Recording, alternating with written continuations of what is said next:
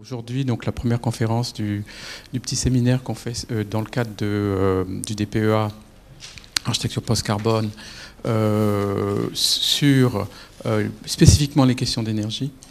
Et donc, Mathieu Ozano, c'est quoi, c'est la troisième fois, quatrième fois que tu viens ici, troisième fois. Donc, on peut plus s'en passer. On a besoin de le faire venir très régulièrement. Il apporte un regard et remet en perspective la question de l'énergie par rapport à ce que nous faisons, nous, plus spécifiquement sur la ville, les bâtiments, les quartiers, etc. On l'a découvert à travers son livre L'Or Noir, dont on vous a déjà longuement recommandé la lecture, qui est un bouquin. On fait à chaque fois l'article pour ton livre parce que non, mais je sais bien, c'est pour ça que je veux te décomplexer. C'est un super bouquin, vraiment très qui se lit quasiment comme un roman d'aventure, parce que c'est plein de rebondissements. Il y a plein de personnages et voilà, tout est très vivant. Et en même temps, c'est une description de l'histoire de 150 ou presque 200 dernières années du monde, vu à travers un prisme qui est celui de l'or noir, justement, de l'énergie abondante et très bon marché. C'est aussi le sujet d'un blog que tu tiens, donc tu es aussi Monsieur Oilman, et donc il s'intéresse beaucoup à la question du pic pétrolier. Si je me trompe pas, tu fais toujours partie du Shift Project, donc plus que jamais, voilà. Donc c'est quelqu'un qui est vraiment au cœur des questions d'énergie, et donc c'est extrêmement intéressant, et on est très heureux de l'avoir pour nous expliquer voilà, comment ces questions impactent notre vie, notre société, le développement économique ou pas, etc. Voilà. Donc merci beaucoup et bienvenue comme d'habitude. Merci beaucoup Jean-François. Bonjour à tous et merci à nouveau pour cette invitation. Je reviendrai assez rapidement au début de mon propos sur ma démarche. Je vais essayer d'abord de vous brosser un panorama de l'intérêt de ce dont je vais vous parler pendant à peu près 1 heure, je crois. Là, je vous propose une photo qui a vertu, je pense, d'édification précisément par rapport à ce propos, et elle me semble traduire une folie, je le dis puisque je l'ai écrit, qui déborde largement, littéralement et métaphoriquement, le bord de l'image. Avant de commencer à parler de la place cruciale qu'occupe l'énergie dans le monde dans lequel on vit, je voudrais vous inviter à méditer 1 seconde sur cette image, sur ce qui déborde de cette image, en cette très belle journée ensoleillée. On ne voit plus le soleil, mais on sent la chaleur. Chaleur tout à fait anormale, ou en tout cas qui fait partie peut-être de la nouvelle normalité. Et je voudrais vous inviter à réfléchir 1 seconde sur la question suivante. Depuis combien de temps vous n'avez pas acheté un truc ou un machin pour votre vie personnelle ou dans le cadre de vos approvisionnements professionnels, qui n'ait pas été fabriqué à l'autre bout de la planète, notamment en Chine, et aux raisons physiques qui permettent littéralement tour de force physique qui permet de faire fabriquer à l'autre bout de la planète la plupart des trucs et des machins qu'on achète dans notre vie quotidienne.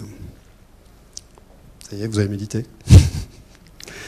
Alors, commençons. Alors, on va rentrer directement dans le vif du sujet, le pétrole. Le pétrole demeure notre source d'énergie primordiale. Je déflore un peu mon propos d'avance. La maîtrise de son accès a occupé un rôle cardinal dans la géopolitique, l'économie et y compris l'évolution de nos modes de vie. Jean-François disait que j'ai écrit une histoire du pétrole. J'ai pas écrit une histoire de l'industrie pétrolière, stricto sensu. J'ai tenté d'écrire une histoire de la manière dont l'abondance énergétique, à travers le pétrole, à travers un truc qu'on appelle le pétrole, a transformé la vie sur Terre en un siècle. En un siècle, là, ce siècle, vous en avez une vision panoptique. C'est l'évolution de la production mondiale de pétrole, tout simplement, de 1900. Alors, elle démarre un petit peu avant, mais à l'échelle des proportions qu'elle atteint ensuite, cette production pré-1900 est presque anecdotique. En réalité, elle avait déjà transformé radicalement les modes de vie en apportant pour la première fois une source abondante et pas chère de lumière. Avant ça, s'éclairer de manière abondante, c'était un privilège d'aristocrate ou de bourgeois. L'arrivée du pétrole lampant, qui se répand de manière beaucoup plus ample, beaucoup plus rapide que l'électricité, que la lumière électrique, a transformé les modes de vie et en particulier a accru radicalement la productivité des travailleurs. Pensez à l'éclairage qu'on a pu apporter dans les étables ou dans les bibliothèques ou dans les états-majors. Donc vous avez un résumé là sur un siècle de l'expansion économique. Vous avez l'évolution de la condition nécessaire de l'expansion économique sans précédent que l'humanité a connue au siècle passé. On va y venir tout de suite après. Cette expansion de la production pétrolière a un lien très étroit avec l'expansion économique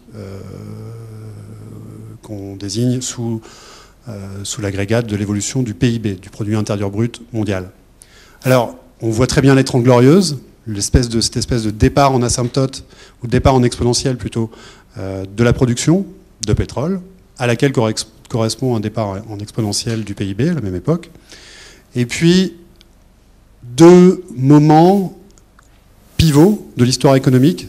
C'est assez intéressant de voir que quand on parle des chocs pétroliers, quand on nous en parle au lycée ou plus tard en faculté d'histoire, pratiquement l'expression choc pétrolier correspond, en fait on oublie qu'il s'agit de pétrole. Ce qu'on désigne en général par cette expression, c'est qu'il s'est passé là, on a là un point de bascule dans l'histoire économique contemporaine. C'est une espèce de mi-temps ou de solstice d'été, puisqu'à partir de ce moment-là, on entre dans la crise perpétuelle, ce qu'on appelle la crise perpétuelle. Moi, je suis né en 1974, j'ai toujours entendu nos doctes économistes nous expliquer que d'une manière ou d'une autre, nous étions en crise.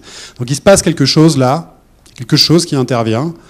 On peut penser, en tout cas pour nos vieilles puissances industrielles, à la naissance du chômage de masse, au début de l'endettement systématique des États, au début, ou en tout cas de l'intensification progressive d'un phénomène qu'on appellera à partir des années 90 la mondialisation, précisément ce déport de nos industries par nos capitaux à l'autre bout de la planète. Donc il se passe quelque chose là. On appelle ça choc pétrolier, on oublie un petit peu ce qui s'est passé.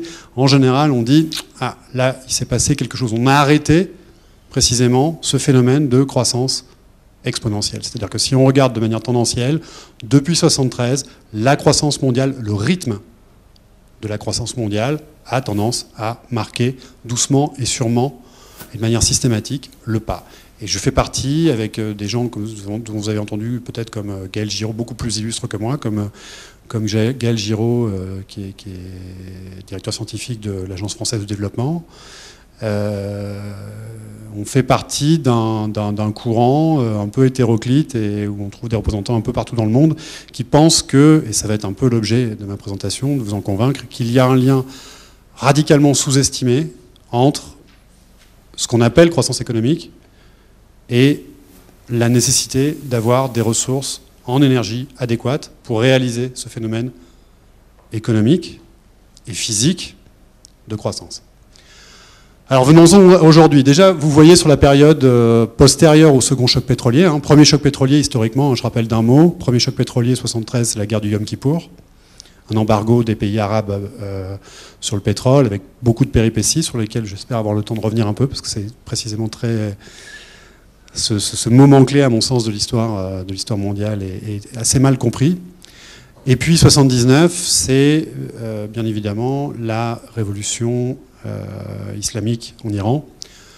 Et vous voyez qu'à partir de là, alors on a eu une dépression très violente économique au début des années 80. Vous la voyez traduite par la dépression de la production pétrolière à ce moment-là. Et puis un rythme de croissance qui, comme je vous le disais, à l'image du rythme de croissance du PIB mondial, tend à... Voilà, on n'est plus sur une exponentielle. Hein, si vous faites la dérivée, vous voyez que la pente, on est sur une pente à peu près régulière et moins rapide que dans les 30 Glorieuses, avec quelques soubresauts.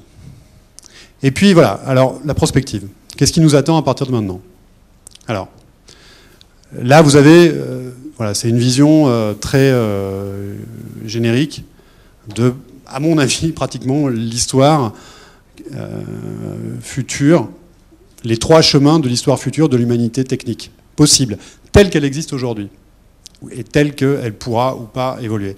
Alors la courbe en rouge, c'est ce qu'on appelle communément le business as usual. C'est une projection qui est proposée par l'Agence internationale de l'énergie, qui est basée à Paris, qui fait référence sur ces questions-là.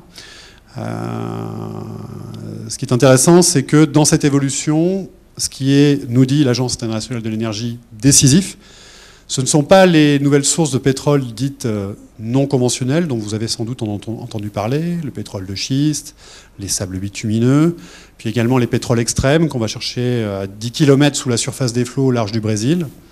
Imaginez ce que ça représente, 10 km sous la surface des flots, plus haut que la hauteur de l'Everest. Ou peut-être demain en Arctique. Bon, l'Agence internationale de l'énergie nous dit c'est pas ça. C'est pas ça qui va permettre de maintenir le business as usual. C'est-à-dire de continuer la progression de la production mondiale de pétrole. C'est-à-dire de continuer business as usual, c'est-à-dire en quelque sorte le statu quo d'une croissance économique mondiale dont jusqu'à présent le carburant fondamental et, en tout cas primordial, est le pétrole, sous toutes ses formes. Alors, l'Agence internationale de l'énergie nous dit ce qui va permettre de faire le business as usual, c'est l'Irak. On va y revenir, c'est très intéressant.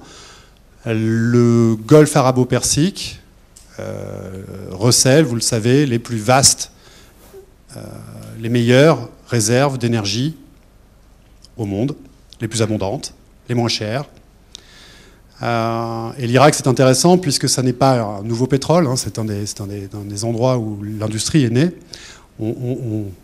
Pour l'anecdote, le pétrole est présent dans l'histoire de la Mésopotamie dès la très haute Antiquité.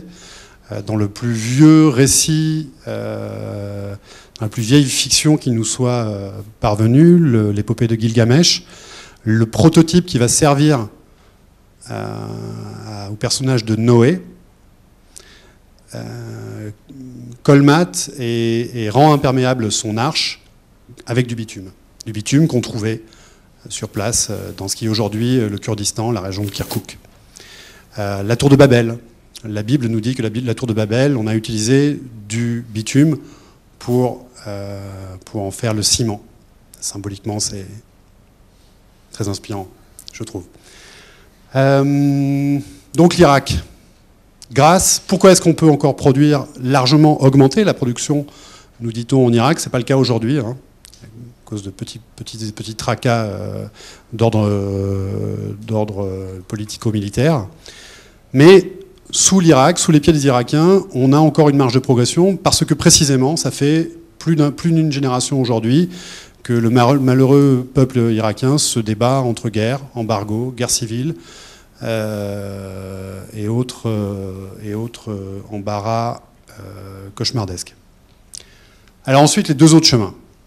Le chemin jaune, c'est celui dont peut-être ici on rêve, c'est celui d'un sursaut radical dans nos modes de consommation, nos modes d'organisation technique au sens large. L'Agence internationale de l'énergie, c'est toujours à elle qu'on doit ce scénario prospectif, la courbe jaune, là, dont vous voyez un pic en 2020, nous dit, grosso modo, en réalité elle est un petit peu optimiste, mais si on veut rester en dessous de 2 degrés, il faut que la production mondiale de pétrole, et par là tous les usages qui vont avec, décroissent, là, tout de suite, le plus tôt possible. Alors ils mettent un point en 2020, en réalité, comme je vous disais, ils sont relativement optimistes. Il faudrait que ça soit faudrait que ça soit déjà fait, en quelque sorte. Je me rappelle que je lisais dans les années 2000 des rapports qui disaient qu'il fallait que ça soit avant 2015. Donc aujourd'hui, on ne peut plus dire ça, évidemment. Bon, j'imagine que vous suivez un peu l'actualité. Malgré la signature de l'accord de Paris, hein, bon, je ne vous fais pas un dessin, on y reviendra, si nécessaire. Et la courbe verte, c'est Mad Max. Vous connaissez Mad Max? Mad Max 1, Mad Max 2, Mad Max 3. C'est un film, alors pour ceux qui ne connaîtraient pas, c'est pas un mal, hein, c'est un peu des nanars les Mad Max. Mais en tout cas, enfin moi j'adore, mais bon, après chacun ses goûts. Moi j'aime bien les bonnes séries B. C'est un mythe moderne qui met en scène un monde où le pétrole n'est plus disponible. Le pétrole est épuisé. Bon, c'est ce qui nous attend. En bien ou en mal, on est bien d'accord que toute ressource finie, il faut bien avoir ça en tête, toute ressource finie, qu'il s'agisse de pétrole, de charbon, de diamants ou d'intelligence, peut-être pas l'intelligence, mais en tout cas, toute ressource physique finie, son exploitation, elle part de zéro. C'est une gaussienne. Hein. Elle connaît une phase d'expansion, un maximum, qu'on sait maintenir plus ou moins en fonction des évolutions des conditions techniques, économiques, puis un déclin, tôt ou tard, un déclin jusqu'à éventuellement épuisement complet. Bon. Ça, c'est une question qui est assez peu, très bizarrement, qui est assez peu discutée quand on parle de transition énergétique. On parle beaucoup de climat, on parle beaucoup de plein de choses, mais cette question, c'est un peu l'éléphant au milieu du salon. Et on va voir à quel point l'éléphant est bien présent. C'est cette question dont vous avez peut-être entendu parler du pic pétrolier, c'est-à-dire du moment historique, futur, inéluctable, à partir duquel une source d'énergie tarissable commence à se tarir. Voilà.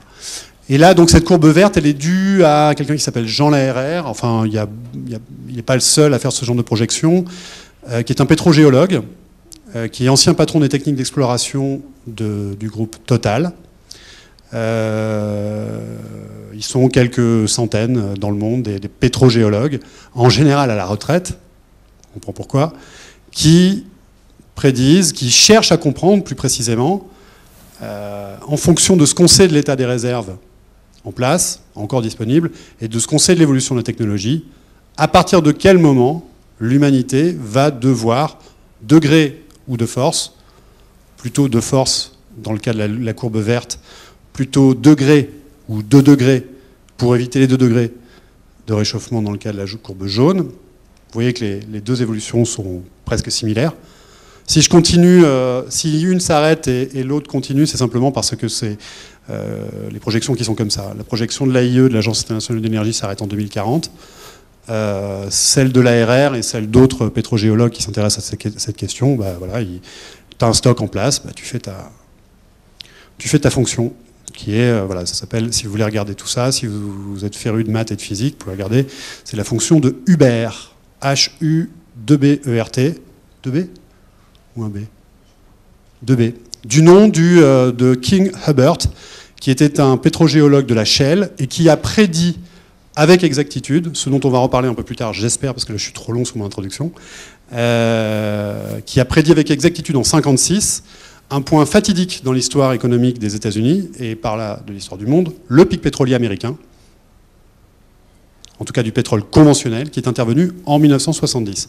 Hubert, qui travaillait à la Shell, qui était à la recherche, au département de recherche de la Shell États-Unis, a dit en 1956, vous savez quoi, la fête sera finie d'ici 15 ans, en fonction de ce qu'on sait de l'état des réserves. Tout le monde a rigolé, enfin pas tout le monde, en tout cas on a vite mis ce sujet sous le tapis, et en fait c'est intervenu précisément au moment où il l'avait prédit. Voilà, donc ça c'est un peu les 3 chemins possibles de l'évolution de la principale source d'énergie que nous utilisons aujourd'hui. Quand je dis que c'est la principale, c'est 30% du mix énergétique mondial. Hein, sur tout ce qu'on consomme comme énergie, sur tout ce que l'humanité consomme comme énergie, pour garder ça en tête, 80% ce sont des sources fossiles et tarissables, 1 pétrole, 2 charbon, 3 gaz naturel. Sachant que, vous savez, hein, pétrole, gaz naturel, c'est la même chose. C'est simplement des formes différentes, c'est des molécules plus légères d'hydrocarbures pour le gaz naturel. et qu'on trouve sous forme liquide à pression, enfin, au niveau de l'eau pour le pétrole. Donc, grosso modo, 80% de l'énergie qu'on consomme dans le monde bousille le climat et tôt ou tard s'épuisera et commencera à nous faire défaut. Pour préciser un petit peu ce tableau liminaire, là vous avez sur les histogrammes en gris les découvertes mondiales de pétrole et sur la courbe rouge la production. Vous voyez que ça fait une génération depuis l'époque de Dallas, depuis l'époque de JR, pour ceux qui connaissent, les années 80. Ça fait une génération qu'on produit le pétrole plus vite qu'on ne le découvre. C'est-à-dire que on ne remplace pas ce qu'on produit. C'est-à-dire qu'on scie, en quelque sorte, la branche sur laquelle on est assis. Vous remarquez qu'on a quelque chose qui est assez tendanciel. Si vous lissez tout ça, vous avez une évolution tendancielle. En fait, vous retrouvez une gaussienne. Hein. Alors les pics, ce sont des découvertes exceptionnelles, mais qui sont intervenues à des moments propices, c'est-à-dire qu'on cueille les fruits à portée de main quand ils sont mûrs. Le grand pic, là, c'est les champs principaux d'Arabie Saoudite, dans les années 60, en particulier Khawar, le plus grand champ pétrolier au monde. Et puis vous voyez que là, ces dernières années, c'est pas la fête. C'est marrant parce qu'on n'a jamais autant investi pour découvrir du pétrole. Donc on va y revenir. On va y revenir. Qu'est-ce qui se passe? En fait, on subit un tropisme tout à fait courant pour les êtres vivants, même un des tropismes sans doute fondamentaux, qui est celui de, on peut appeler ça le tropisme de la pente de plus faible résistance, ou, j'aime bien employer cette image, le tropisme de l'arbre fruitier. Sur un arbre fruitier, on commence par cueillir les fruits bien mûrs à portée de main. C'est un tropisme qu'on a tous, hein, par définition un tropisme.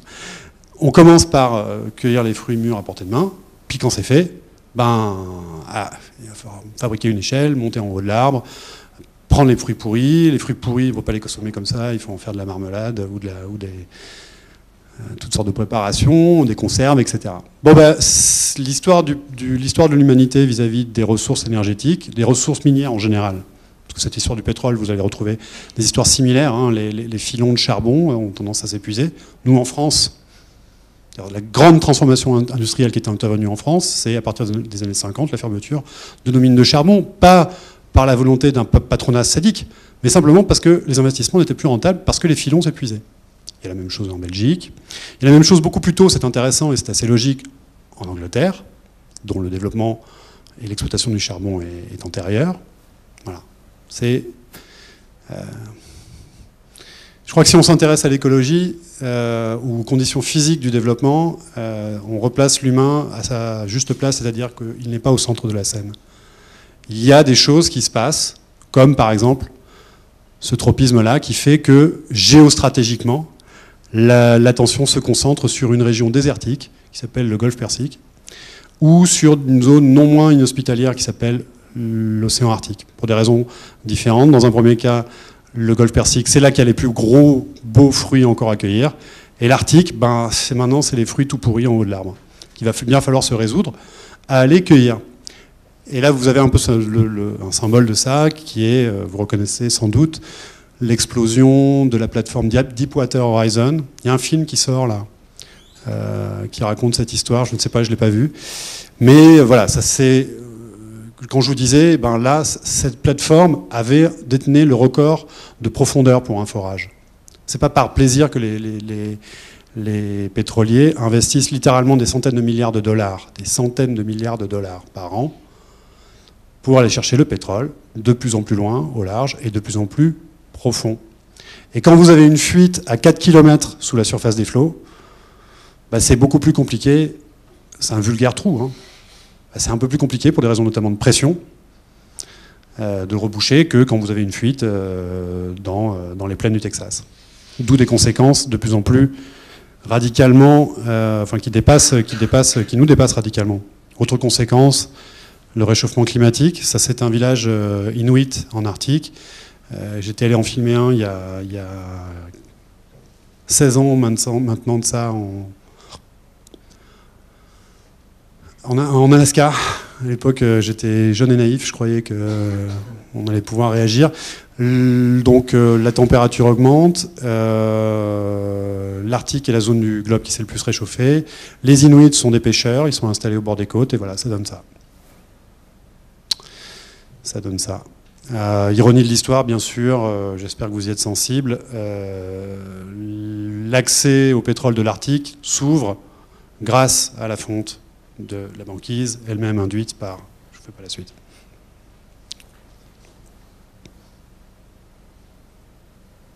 C'est grave.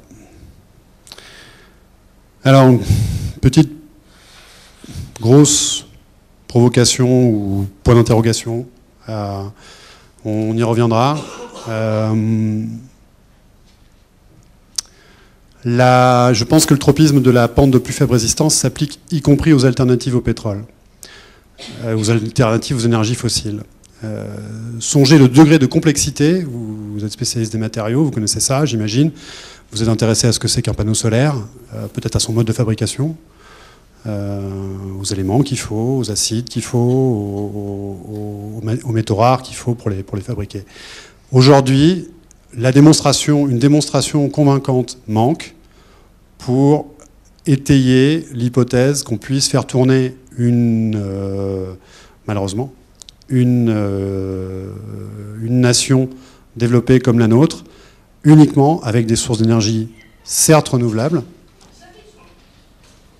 mais surtout intermittentes. Déconcentrées et intermittentes. Peut-être cet hiver, moi tous les hivers, à chaque fois qu'on est dans un marais barométrique, salut les gars, un marais barométrique, où il n'y a pas de vent, grosso modo, de Lisbonne à Hanovre, ça arrive très fréquemment, qu'on ait pas de gradient de pression, donc pas de vent, et un ciel couvert pendant une semaine de Lisbonne à Hanovre, par exemple. Dans ces cas-là, l'hypothèse 100% ENR suppose une évolution radicale des modes de vie, plus sobre. Je ne pense pas qu'on puisse sérieusement prétendre qu'on a des solutions techniques, strictement techniques,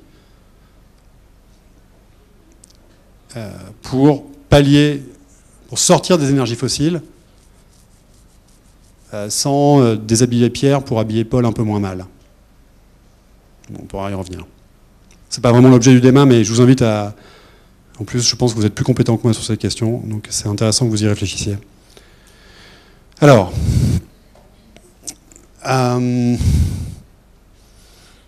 qu'est-ce qu'on fait à partir de là? Bon, on essaie de regarder comment on en est arrivé là, un peu plus en détail. Alors, je me présente en deux mots, c'est un peu tard, je suis beaucoup trop lent. Mais voilà, moi je ne suis pas ingénieur, je ne suis pas architecte, je suis, comment on appelle, un littéraire. Et je m'intéresse depuis longtemps aux liens qu'il y a entre deux mots si loin, si proches, qui sont écologie et économie. En fait, quand on croise les deux, écologie, économie, on parle de la même chose, la maison, éco, la règle de la maison ou la science de la maison. Quand on croise les deux, en plein milieu, il y a un truc qui s'appelle l'énergie.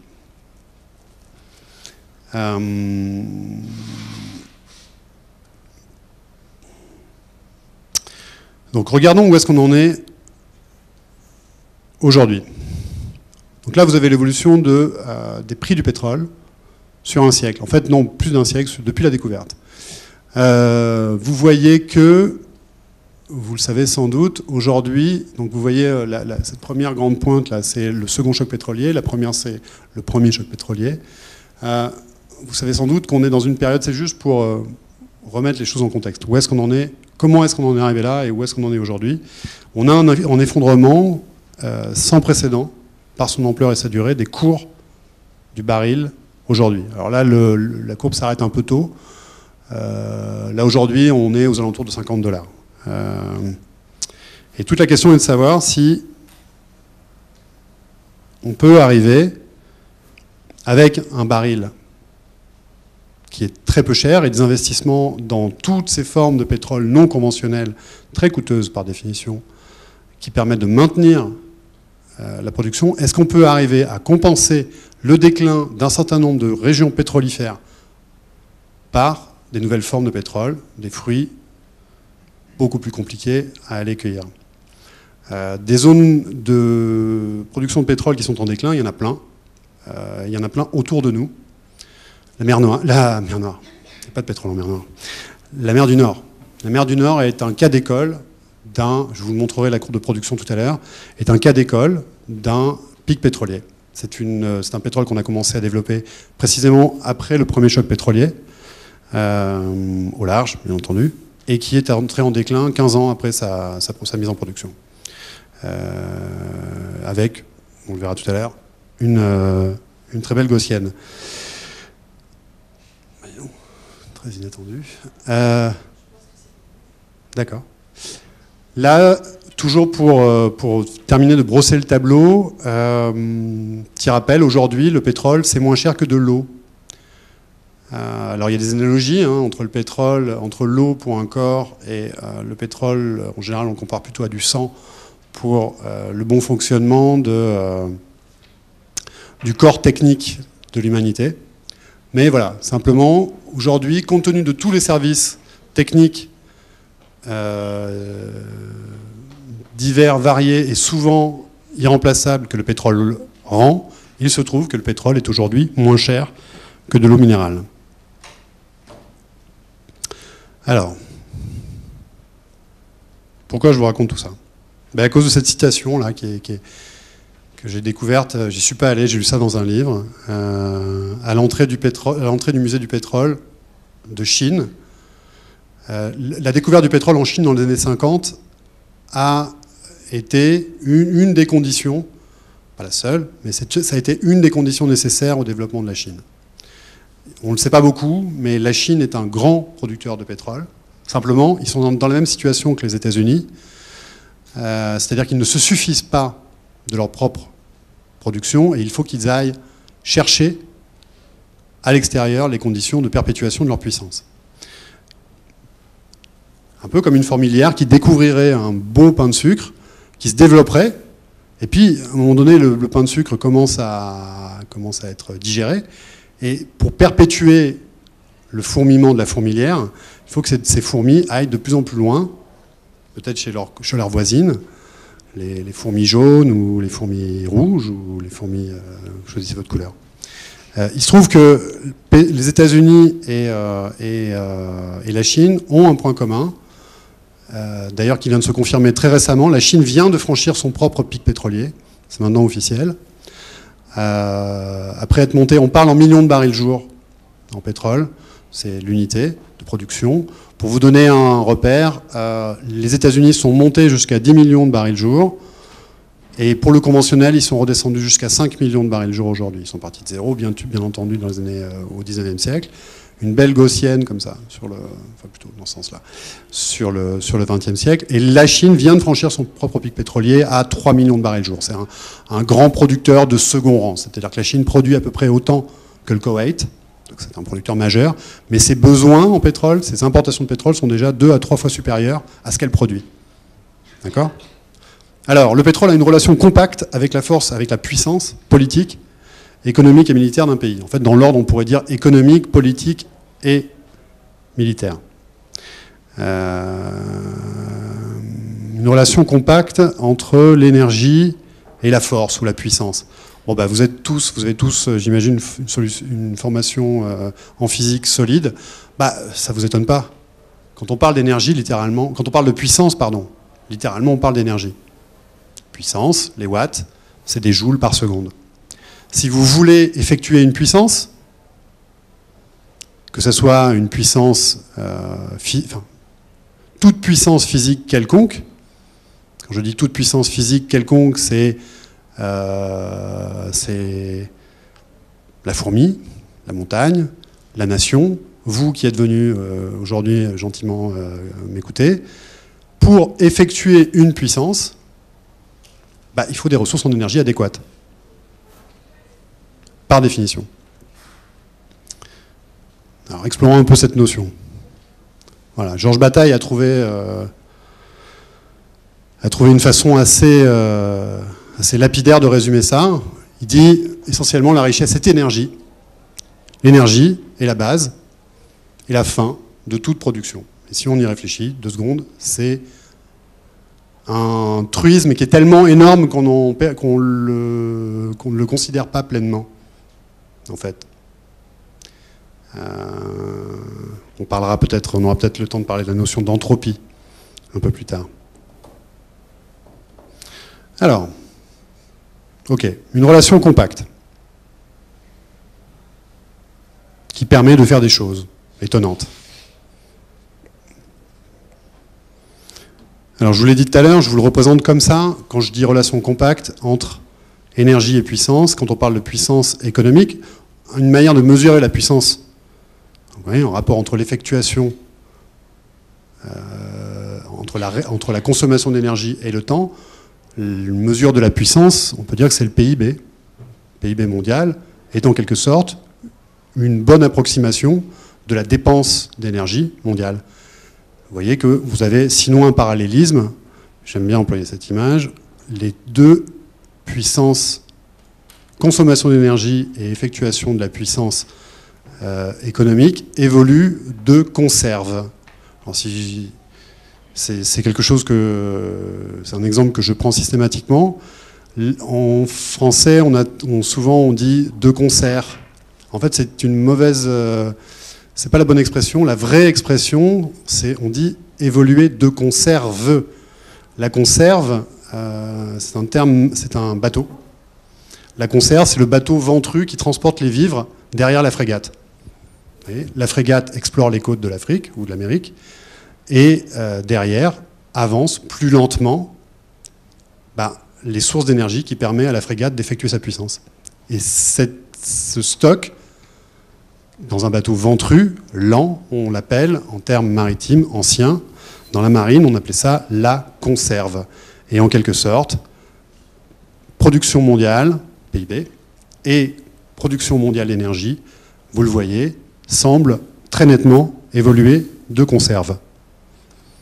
Autre façon de visualiser exactement la même chose. Vous avez en X la consommation mondiale d'énergie et en Y le PIB mondial. Vous voyez qu'on a quelque chose qui ressemble beaucoup à une fonction affine. Ah oui, alors les points, c'est depuis les années 70 aux années 2000, il me semble. Quelque chose comme ça. On a 30 ans, quoi. On a 30 ans de croissance, là.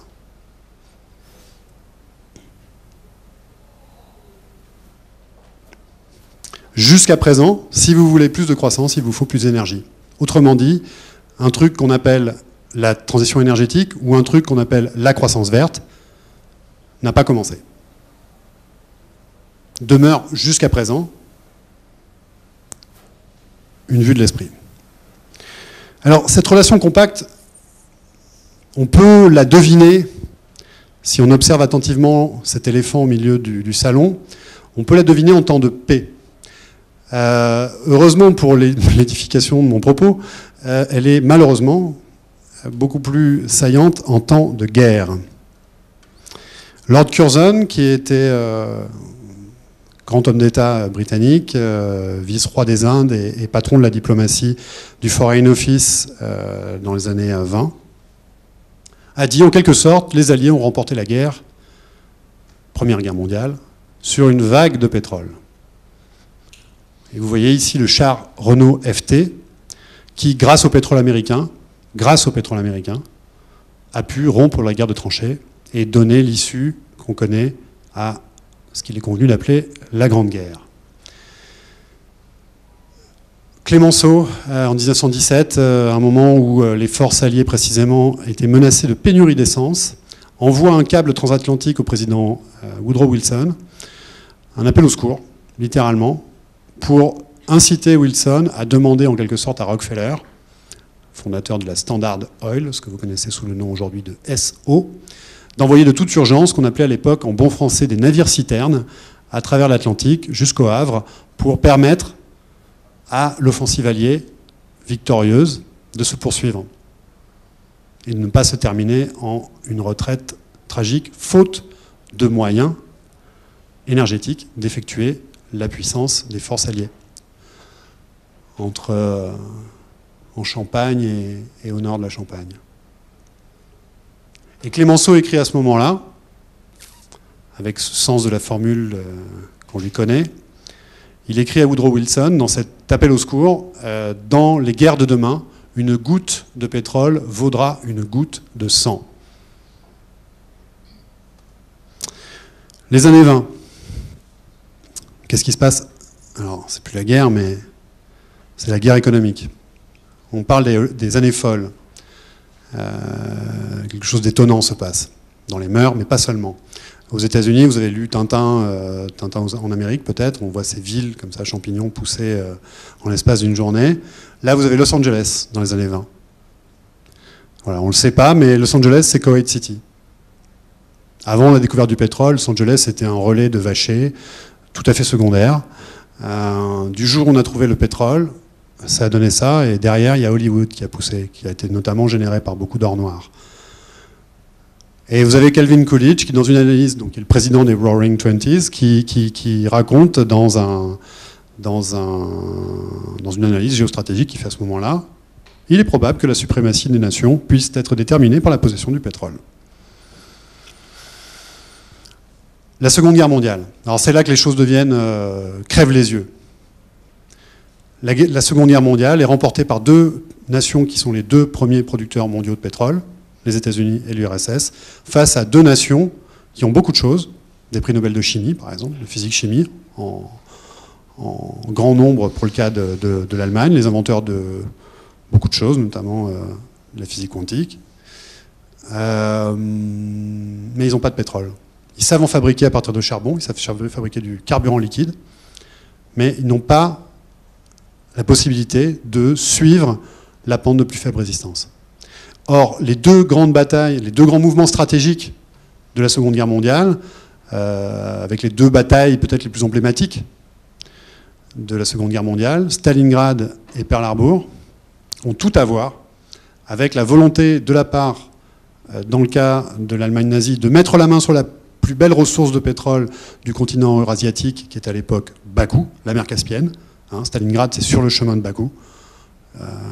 Et dans le cas de l'Empire nippon, de mettre la main sur la plus belle ressource d'énergie pour effectuer la puissance impérialiste du Japon, c'est les Indes néerlandaises, ce qu'on appelle aujourd'hui l'Indonésie. Pearl Harbor, l'idée, c'est de repousser la flotte américaine le plus loin possible dans le Pacifique pour permettre à la flotte nippone d'avoir le temps de fondre sur l'Indonésie et d'en prendre le contrôle. À l'époque, bien entendu, si vous avez une flotte de guerre que vous voulez efficace, il faut qu'elle marche au pétrole. Au charbon, le rendement n'est pas le même, il faut plus de matelots, c'est plus lourd, c'est moins rapide. Donc il est impératif pour une puissance impérialiste d'avoir sa propre ressource, un contrôle sur une ressource appropriée en pétrole pour effectuer la puissance, en particulier de sa marine de guerre. Et il se trouve que les Japonais, bon, d'une part c'est un archipel volcanique, il n'y a pas de pétrole. Ils en ont cherché en Mandchourie, ils n'en ont pas trouvé, c'est bête pour eux, il y en avait, mais ils ne savaient pas le trouver à l'époque. Tout comme Rommel. Rommel a arpenté dans les deux sens pour essayer de prendre le contrôle ultimement de Bassora, enfin en tout cas d'abord de l'Égypte et puis du Golfe Persique. Et l'autre ironie de l'histoire, c'est que Rommel a passé son temps à arpenter le désert libyen sous lequel on ne savait pas à l'époque qu'il y avait beaucoup de pétrole. Voilà. Bon, j'accélère un peu. Je m'étends un peu trop. Qu'est-ce qui se passe du point de vue américain à ce moment-là? Premier producteur mondial de pétrole, ils parviennent, ils ont la capacité d'effectuer leur puissance sur 3 océans et 2 continents. Vous pouvez y réfléchir 2 secondes. Et l'ampleur de cette entreprise, sans précédent, et sans égal jusqu'à aujourd'hui. Et les experts de la Navy, qui depuis l'époque justement de Calvin Coolidge, là où on avait remarqué, les Américains avaient remarqué que ce qui leur avait permis de prendre un tel essor, le pétrole, il n'y était pas pour rien, regardent de très très près la géostratégie du pétrole. Et à ce moment-là, la Navy dit, ce qui est traduit ici par la personne qui était responsable de l'industrie pétrolière, on est en train de dilapider notre trésor, en quelque sorte. Il faut qu'on trouve une organisation où nos propres ressources de pétrole ne sont pas dilapidées en Europe, ailleurs. Donc qu'est-ce qui se passe? Le plan Marshall met en œuvre ce qui est écrit là. La couronne de l'Amérique, symbole de suprématie en tant qu'empire mondial du pétrole, est en train de lui glisser sur les yeux. Nous devrions avoir du pétrole disponible dans différentes parties du monde. Le moment de nous y mettre, c'est tout de suite. Le plan Marshall consiste, en quelque sorte, si on le résume du point de vue du pétrole, le plan Marshall, un quart des achats du plan Marshall, c'est du pétrole. Ça consiste à garder le pétrole américain pour l'Amérique et à brancher, en quelque sorte, le pétrole qu'on vient de découvrir autour du Golfe Persique, qu'on vient de développer massivement autour du Golfe Persique, de brancher ce pétrole sur l'Europe. Et ce qui permet les 30 Glorieuses, physiquement, ce qui permet l'expansion sans précédent, avec des rythmes de croissance en Europe qui peuvent être supérieurs à 10% par an. Vous en connaissez les intérêts composés, vous savez ce que c'est qu'une exponentielle, 10% par an. C'est le pétrole arabe. Précisément, cette stratégie, cette grande vision qu'ont les Américains à ce moment-là, est mise en œuvre. On ne le raconte pas dans les manuels d'histoire, et c'est bien dommage, parce que c'est aussi important que la conférence de Yalta. L'image qui est là est aussi importante pour l'histoire économique de la seconde moitié du XXe siècle, qu'est importante la conférence de Yalta pour l'histoire politique de la seconde moitié du XXe siècle. Qu'est-ce qui se passe? C'est Roosevelt, malade, qui allait mourir quelques temps plus tard, qui prend le temps de s'arrêter en revenant de Crimée, de Yalta, qui s'arrête pour rencontrer Ibn Saoud, le fondateur de l'Arabie Saoudite, un chef de guerre qui a réussi, un guerrier bédouin qui est promis à devenir l'une des puissances incontournables du nouveau monde technique qui émerge dans les années 40 et 50. Et les deux scellent une alliance qui est l'une des colonnes vertébrales de l'histoire économique, de notre histoire économique, colonne vertébrale suffisamment solide pour résister, vous le savez, à quelque chose comme le 11 septembre. dont on sait qu'il a été perpétré essentiellement par des Saoudiens. Du point de vue français, on voit ça aussi. On voit le même genre de congruence entre la volonté de puissance impérialiste et la nécessité pour ces puissances impérialistes de mettre la main sur des ressources adéquates en énergie. Quand les pétroliers français, notamment Jean Laherrère, dont je vous ai parlé tout à l'heure, l'inventeur de la notion de pic pétrolier mondial, découvre du pétrole en abondance dans le désert algérien. De Gaulle, là, à nouveau, on a des grands hommes d'État. Les grands hommes d'État en France se définissent d'abord par leur sens de la formule. De Gaulle dit, dans le destin de la France, ceci pourrait tout changer. Ceci pourrait changer notre destin. Il sait, lui, comme militaire, que, effectivement, pour effectuer une puissance, il vous faut des ressources adéquates en énergie. C'est intéressant parce que l'accès au pétrole va être un des points d'achoppement fondamentaux des négociations qui vont aboutir aux accords d'Évian. Et pour négocier ces accords préliminaires, pour négocier âprement les capitaux pétroliers dont disposent les industriels français en Algérie, De Gaulle envoie Pompidou, qui à l'époque n'a aucune fonction exécutive, mais qui se trouvait être directeur général de la Banque Rothschild, la branche française, Banque Rothschild, qui dispose de capitaux immenses en Algérie, d'abord les capitaux pétroliers. Alors je voudrais qu'on s'arrête une seconde, si vous n'êtes pas complètement... si je ne vous ai pas complètement épuisé, ça fait 1 heure que je parle déjà, sur cette notion d'or noir. Pourquoi est-ce qu'on parle d'or noir? Là, ici, vous avez représenté... Vous savez qui c'est, ce beau moustachu à l'air aquilin? C'est l'homme le plus riche de tous les temps. John Rockefeller. Sans doute, encore aujourd'hui, l'homme le plus riche de tous les temps. Avec une tiare, avec sa couronne de compagnies ferroviaires, de compagnies maritimes, de banques, et bien entendu, avec ce qui va rester pendant jusqu'à aujourd'hui l'une des plus grandes compagnies mondiales, la Standard Oil, que vous connaissez sous le nom de sa marque en France, qui est SO.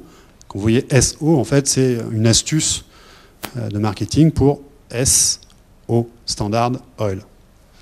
Alors, or noir, pourquoi est-ce qu'on parle d'or noir? Eh bien, tout simplement parce que pour des raisons physiques, bêtement physiques, le pétrole est la plus généreuse source de profit jamais mise au jour par l'humanité. Il n'y a aucune industrie qui ait été capable de cracher des taux de profit comparables au pétrole.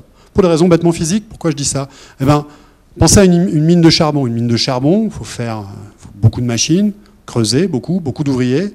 Et si vous arrêtez d'investir, la production s'arrête. Si vous arrêtez de payer les ouvriers, ou si les ouvriers font la grève, il n'y a plus de production. Le pétrole, c'est très différent. Le pétrole, en tout cas, au temps de son âge d'or, avant le ralentissement, cette période fatidique autour de laquelle on tourne aujourd'hui, celle du pétrolier, à son âge d'or, vous faisiez un trou et vous étiez assis sur des profits très généreux pour des dizaines d'années. En termes économiques, on dit que les investissements marginaux dans le pétrole a cette propriété unique d'être une industrie où les coûts d'investissement marginaux sont, sinon nuls, marginaux, sinon négligeables. Vous faites un trou, je parle en termes vulgairement, vous faites un trou, vous branchez un tuyau et vous êtes tranquille. Pourquoi c'est important?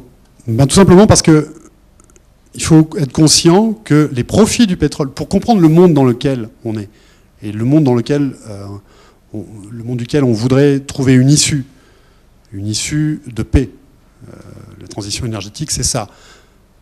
Il faut être conscient à quel point les profits du pétrole ont structuré le capitalisme mondial, et en particulier Wall Street. Les deux grandes banques de Wall Street, la Chase Manhattan et Citibank, sont historiquement deux banques Rockefeller. Je ne rentre pas dans les détails, mais c'est un fait. Et ce sont véritablement, jusqu'encore aujourd'hui d'ailleurs, les deux piliers, littéralement les deux piliers de Wall Street. Petit épisode historique, après je vais m'arrêter avec les épisodes historiques pour illustrer mon propos. Le choc de 73, dont je vous ai dit, je vous ai rappelé tout à l'heure à quel point il marquait un pivot dans l'histoire économique. Il se trouve qu'en 73, on a un prélude de la crise des subprimes. C'est-à-dire que, qu'est-ce qui se passe? Le pétrole est tellement omniprésent, ses profits sont tellement structurants. Encore aujourd'hui, c'est la première industrie du monde en termes de chiffre d'affaires et d'investissement. Avant la chute des cours du baril, le pétrole, c'était quelque chose comme 5 000 milliards de chiffre d'affaires, ce qui faisait de l'industrie pétrolière la première filière industrielle mondiale, de très très très très loin. La seconde étant 10 fois plus petite et étant un peu liée au pétrole, c'est l'automobile. Derrière, pas très loin, vous avez l'aéronautique. Donc en 73, vous avez une crise des subprimes. Pourquoi? Parce qu'en fait, le pétrole, quand son prix augmente, il a un effet inflationniste sur des myriades de produits. Imaginez tous les produits dérivés du pétrole. Ça s'en est. Ça s'en est. Ça s'en est. Mon ordinateur, c'est beaucoup de pétrole. Pour le fabriquer, pour le faire venir, etc. Donc en fait, vous avez le modèle du welfare state qui a ses reins rompus par l'inflation pétrolière due au choc de 73, qui non seulement provoque de l'inflation sur tous les produits, mais a un effet sur les taux d'intérêt, qui fait éclater une bulle du marché hypothécaire qui avait permis à la ville de New York de faire les grands programmes sociaux. Je ne sais pas si vous connaissez les projects, si vous êtes déjà allé à New York, vous voyez ces grandes barres d'immeubles sociaux, ça c'est les années 60. Ça s'arrête brutalement en 73. Intéressant. Bon allez, j'accélère un peu. Juste pour vous faire un petit parallèle avec ce qui s'est passé avec la crise des subprimes. On peut interpréter la crise des subprimes comme un choc pétrolier. Qu'est-ce qui se passe? Pourquoi je dis ça? C'est pas le pétrole qui fait enfler la bulle du marché hypothécaire américain. Par contre, c'est le pétrole qui sans doute représente l'aiguille qui fait exploser cette bulle. Vous avez là en rouge le prix des carburants aux États-Unis. Et vous voyez sur la période 2002, 2006, 2007, une inflation tout à fait remarquable, très importante. Hein, c'est en rythme, hein, on est en taux de croissance. Vous avez une accélération du prix. Vous savez que de 2003, on est passé d'un cours du baril qui était aux alentours de $30 aux fameux $147 qui sont atteints précisément en plein pendant la crise des subprimes en 2008. La courbe en bleu, c'est les taux directeurs de la Fed. Qu'est-ce qui se passe? Tout simplement, la Fed, elle a un rôle, c'est de juguler l'inflation, qui fait perdre des profits aux banquiers. Donc quand elle voit de l'inflation, sa première réaction, c'est d'augmenter les taux d'intérêt. Et on est aujourd'hui en train de sortir de cet état de normalité. Parce qu'on est on reste dans une période anormale post-crise des subprimes. Donc vous voyez le prix de l'essence augmenter, et par palier, les petits paliers comme ça, là, de 2004 à 2006, la Fed dire aïe aïe aïe, le prix de l'essence augmente, donc on va avoir de l'inflation. Donc si je veux maintenir la rentabilité des banques, il faut que j'augmente mes taux d'intérêt. Et qu'est-ce qui se passe? Au bout du compte, vous avez la crise des subprimes.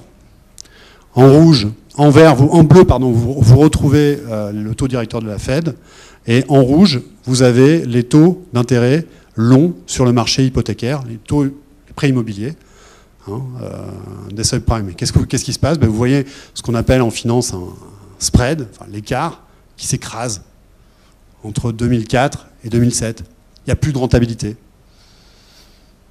Donc ça pète.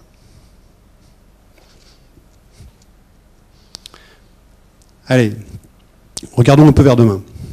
Je reviens sur cette courbe là pour vous la rappeler, ces fameux 3 chemins qui sont ouverts à nous. Business as usual, réveil politique, éthique face au climat, face aux nécessités de la transition énergétique, ou Mad Max. Alors, comment ça se dessine tout ça? D'abord, les pétroles non conventionnels. Ces fruits pourris en haut de l'arbre.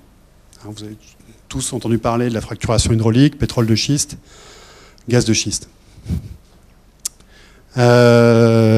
D'abord, voyons qu'est-ce qu'ils font sur la production mondiale. Quel est leur rôle?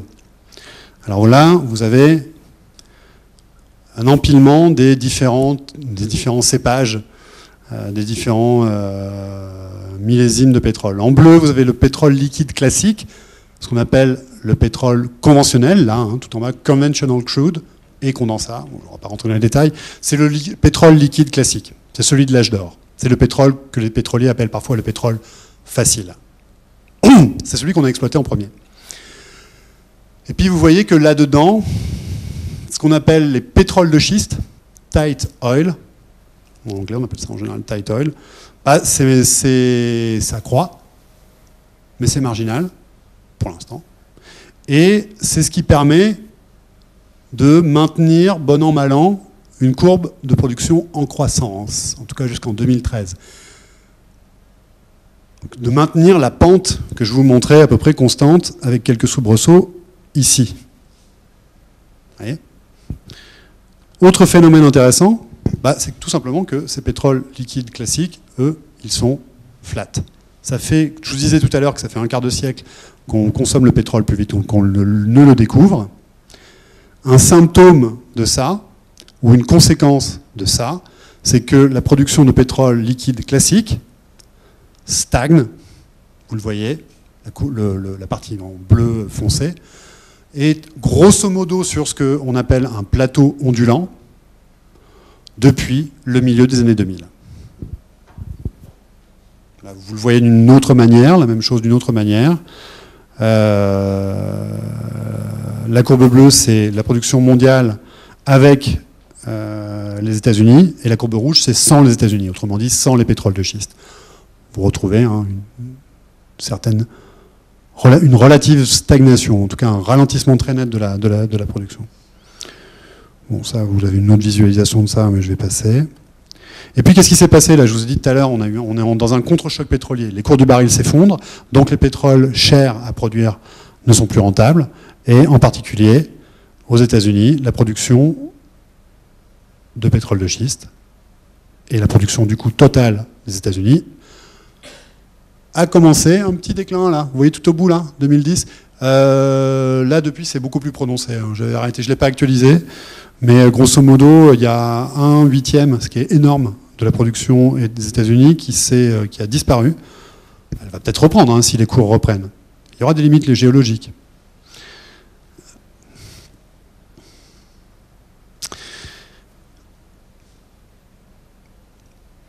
Je suis désolé, hein, ça fait beaucoup de graphiques. Je sens que...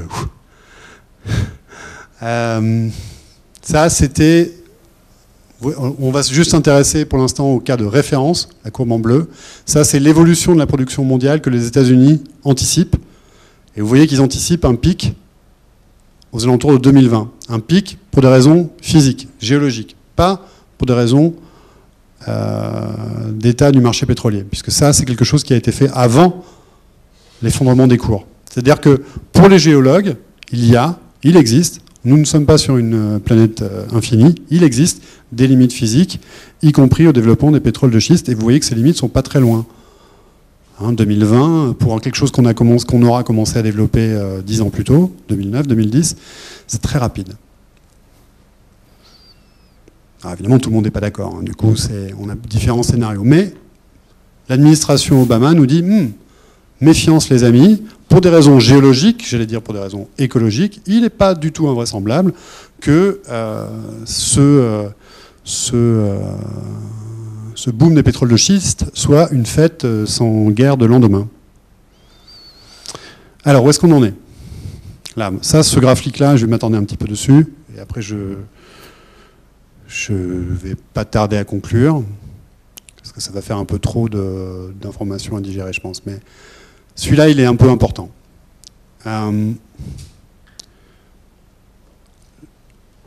L'industrie pétrolière mondiale qui nous donne les conditions de notre développement, qui nous donne l'énergie primordiale qui fait la manière dont on se développe jusqu'à aujourd'hui, est engagée sur une course sur un tapis roulant. Vous voyez, pour gagner une course sur un tapis roulant, il faut courir au moins aussi vite que le tapis roulant. Pourquoi je parle de tapis roulant? Parce que il y a beaucoup de puits de pétrole qui sont en déclin ou qui sont menacés de déclin faute d'investissement suffisant parce qu'on les exploite depuis 20 ans, 30 ans, 40 ans, parfois un siècle. J'ai fait allusion à la mer du Nord tout à l'heure. Il y a plein de zones de pétrole, je vous en montrerai quelques exemples pour terminer, plein de zones pétrolières qui sont en déclin. En fait, en Europe, nous sommes cernés, c'est assez logique, puisque nous avons tiré très très fort sur ces pailles pour faire notre développement. La mer du Nord est en déclin, l'Algérie est en déclin, la Libye est très certainement en déclin, un déclin géologique, physique, antérieur à la guerre civile. Le Gabon, notre chère ex-colonie gabonaise, est en déclin. Le Congo-Brazzaville est en déclin. Le Mexique, l'Indonésie, l'Azerbaïdjan. Vous avez maintenant, en plus de la mer du Nord, puis vous avez les États-Unis pour le pétrole conventionnel. Donc c'est ça le tapis roulant. C'est-à-dire que l'industrie, pour maintenir la production, ne serait-ce que maintenir la production mondiale, doit développer le pétrole suffisamment vite pour compenser ce que les pétroliers appellent le déclin naturel des champs pétroliers parvenus à maturité. Vous me suivez? Et là, vous avez une façon de comprendre le problème. Vous avez en noir la production mondiale et en histogramme les investissements. Qu'est-ce qui se passe? Vous voyez que les investissements dans le développement de la production, ce qu'on appelle les CAPEX. Je m'assois un peu.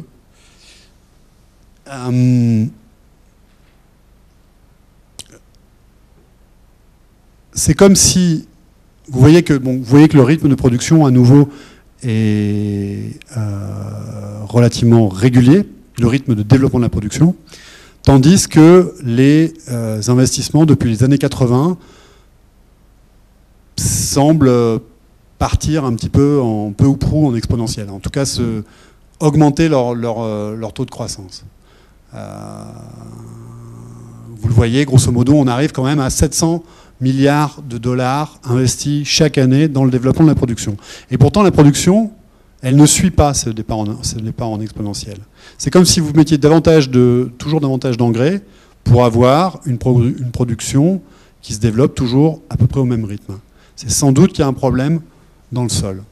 Et là, on a un défi sans précédent qui est ce choc, ce qu'il faut bien appeler un contre-choc pétrolier, cet effondrement des cours du baril depuis 2014, qui fait qu'on connaît, vous voyez en rouge, là les 2 dernières barres, 2015-2016, un effondrement des investissements sans précédent.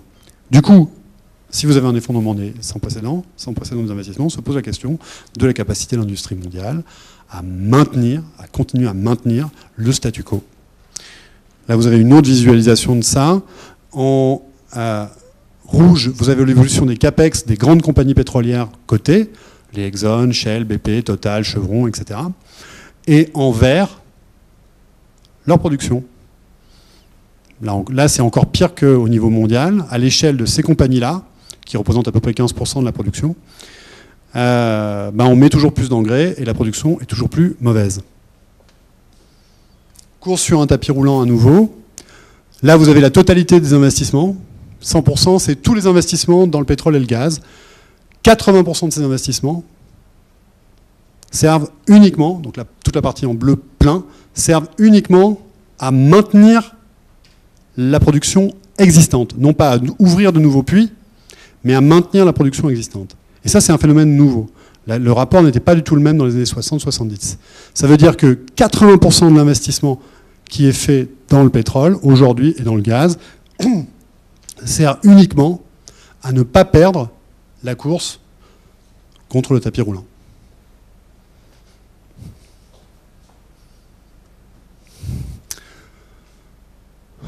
Celui-là, il est un peu long à lire, mais ça, c'est plus simple. C'est la même chose, en fait. Ça, c'est l'évolution de la production si on arrêtait d'investir dans la production existante. Si on arrêtait de rajouter des pompes, rajouter des fluides pour maintenir, comme on maintiendrait en vie un corps fatigué, pour maintenir la production. Les pétroliers considèrent qu'il faut développer tous les 10 ans, il faut développer l'équivalent de 4 Arabies Saoudites, ne serait-ce que pour maintenir le statu quo. Il est bien évident, il ne faut pas être gland clair pour comprendre que ça ne pourra pas durer éternellement. Alors, quelques pics pétroliers. Voilà, ça c'est la mer du Nord.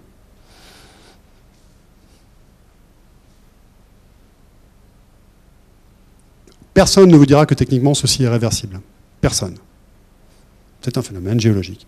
C'est un phénomène écologique. Bon. Je pourrais continuer encore. D'autres façons de visualiser ça. Ça, c'est un empilement de toutes les... Vous voyez là, ça, c'est un empilement. Disons ça, je ne sais pas exactement, hein, mais ça, je pense que ça doit être les États-Unis. Ça doit être l'Iran. Et puis, petit à petit, vous avez là en bleu turquoise, ça doit être l'Arabie Saoudite. Vous avez un empilement de toutes les zones, tous les pays pétroliers en fonction de leur début de production. Et vous voyez cette pente là. Vous voyez ? C'est ça la course sur un tapis roulant. C'est-à-dire que imaginez que tous les 10 ans, il faut développer l'équivalent de 4 Arabies Saoudites, soit la moitié de la production mondiale, ne serait-ce que pour maintenir la production en l'état. Voilà. Bon, j'arrête d'enfoncer le clou. J'espère que vous comprenez qu'il n'y a pas que le climat, que la nécessité de la transition énergétique n'est pas seulement posée par le problème climatique. Il faut que je m'approche de la conclusion là. Comment je pourrais conclure ce que je vous raconte là? Il y a pas mal de manières de conclure. Mais est-ce que je conclue? Ouais, si, peut-être par ça. Allez, puisque je vous ai abreuvé de courbes, j'en prends une dernière pour la route. Nous sommes des structures dissipatives. On s'organise, vous connaissez le principe de l'entropie, hein, la seconde, peut-être troisième seconde loi de la thermodynamique. L'énergie se conserve, première loi, mais la coquine, elle se dissipe, sous forme de chaleur, seconde loi. Et pour lutter contre ce phénomène universel de l'entropie, il y a un truc, peut-être une troisième loi de la thermodynamique, peut-être la main de Dieu, peut-être, on ne sait pas, qui s'appelle qu'un physico-chimiste génial, Ilya Prigogine, a appelé les structures dissipatives. Ça lui a valu le prix Nobel, hein, en 1977. Il a dit, tiens, c'est marrant, dans la nature apparaissent des trucs, des molécules, des cristaux, des étoiles, des cyclones, des êtres vivants, des sociétés industrielles, qui ont tous pour point commun de minimiser, enfin d'exporter leur entropie en quelque sorte, de s'auto-organiser afin de ralentir, en quelque sorte, je parle un peu en termes profanes, mais de ralentir leur propre dissipation d'énergie en l'exportant. Voilà, c'est ça les structures dissipatives. C'est une caractéristique récurrente, omniprésente de l'univers. C'est ce qui explique, je ne sais pas si vous avez eu moi j'ai eu j'ai eu ça comme sujet en philosophie, j'ai pas du tout réussi parce que je ne connaissais pas Ilya Prigogine, la fameuse tarte à la crème, la fameuse question immémorielle, pourquoi y a-t-il quelque chose plutôt que rien? Vous n'avez jamais un prof de philo qui vous a fait tomber la mâchoire en vous demandant ça? Pourquoi y a-t-il quelque chose plutôt que rien? Eh bien, ce quelque chose, ce sont des structures dissipatives. Voilà, ça se comprend physiquement comme ça. Enfin, ça s'observe, ça se comprend pas très bien encore. Et juste pour finir, par rapport à nos questions de transition énergétique, comment arriver à maintenir notre niveau de confort, de consommation, de chaleur, de transport, comment arriver à le maintenir avec des sources d'énergie qui vont être nécessairement de plus en plus compliquées, chères, hein, une voiture hybride, ça a deux moteurs. Une éolienne, une jolie éolienne, ça n'est pas une éolienne, ça n'est pas un moulin à vent. C'est un électroaimant de plusieurs tonnes auquel il faut des matériaux qu'on fait venir à nouveau made in China, de l'autre bout de la planète. Voilà. Donc, pour vous inviter à réfléchir à ça, il y a ce graphique-là que je trouve assez édifiant. C'est l'énergie dissipée par unité de masse en fonction des structures dissipatives observées. Eh ben, on s'aperçoit que nos sociétés développées dissipent l'énergie 10 000 fois plus que les étoiles par unité de masse. 1 kilo de moi, être humain de nos sociétés industrielles développées, je dissipe l'énergie 10 000 fois plus vite qu'1 kilo de soleil.